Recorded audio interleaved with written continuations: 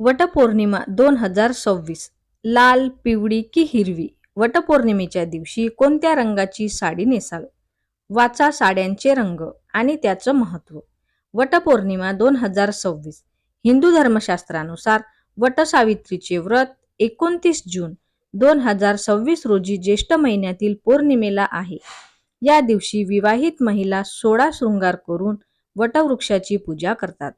आपल्या देशात झाडांची पूजा करण्याची परंपरा प्राचीन काळापासून चालत आलेली आहे. वटसावित्री पौर्णिमेच्या दिवशी वटवृक्षाच्या पूजेला विशेष महत्त्व आहे. धार्मिक कथानुसार सावित्रीने पती सत्यवानला परत आणण्यासाठी वटवृक्षाखाली बसून कठोर तपश्चर्या केली. यानंतर यमराज प्रसन्न झाले आणि तिला पुन्हा सत्यवान मिळाला.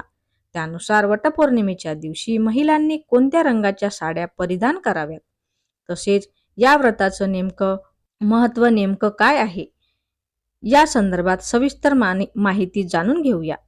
वटपौर्णिमेच्या दिवशी महिलांनी घालण्याचे शुभ रंग आणि त्याचं महत्त्व. हिरवा रंग. हिरवा रंग हा निसर्ग, वाढ आणि समृद्धीचे प्रतीक आहे. हा रंग आपल्याला सकारात्मक ऊर्जा देतो. तसेच या रंगामुळे घरात सुख शांती वाढते. लाल रंग. लाल रंग हा सौभाग्य, प्रेम आणि ऊर्जेचं प्रतीक आहे. हा रंग पतीच्या दीर्घायुष्यासाठी अत्यंत शुभकारक मानला जातो. पिवळा रंग. पिवळा रंग हा ज्ञान, आनंद आणि समृद्धीचे प्रतीक आहे.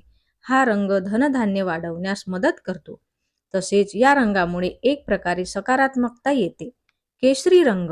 केशरी रंग हा उत्साह, धैर्य आणि शक्तीचं प्रतीक मानला जातो. हा रंग नकारात्मक ऊर्जा दूर करून आत्मविश्वास वाढवतो.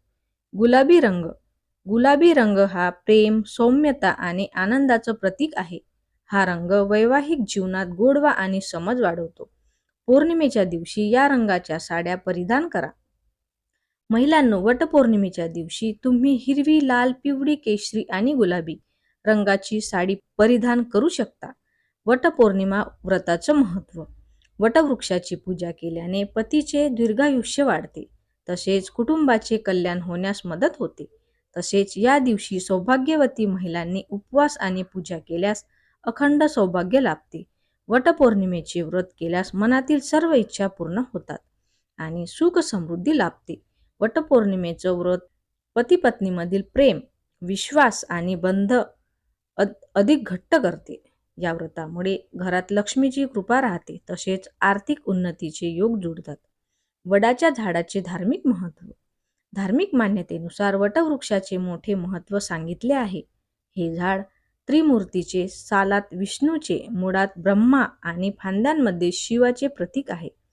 हे झाड दीर्घकाळ अक्षय राहते, म्हणून त्याला अक्षय वट असेही म्हणतात. सौभाग्यवतीचे वरदान मिळण्याबरोबरच आरोग्यासाठीही या वटवृक्षाची पूजा केली जाते.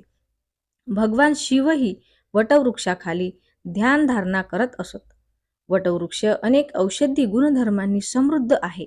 देवते समान मानले जाणारे वटवृक्ष सर्व मनोकामना पूर्ण करण्याचे केंद्र मानले जाते. तर माझा व्हिडिओ तुम्हाला कसा वाटला ते कमेंटमध्ये नक्की सांगा. माझ्या व्हिडिओला लाईक करा आणि माझ्या चॅनलला सबस्क्राईब करा. धन्यवाद.